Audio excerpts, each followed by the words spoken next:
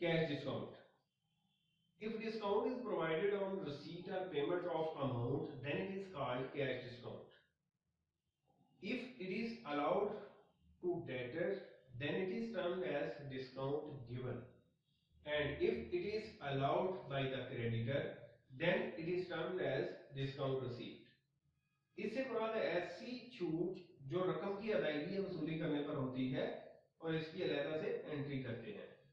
यानी हमने किसी को पैसे देने हैं, तो क्या किया, हमने 10,000 रुपया देना था, तो उसे कहा हमने यार थोड़े बहुत छोड़ दो, हमारे भी हालात ठीक नहीं है, तो 10,000 की जगह उसने क्या किया, 9,500 जो है वो आपसे ले लिया, तो 500 रुपया उसने छोड़ दिया, उसे हम क्या कहते हैं, कैश डिस्काउंट।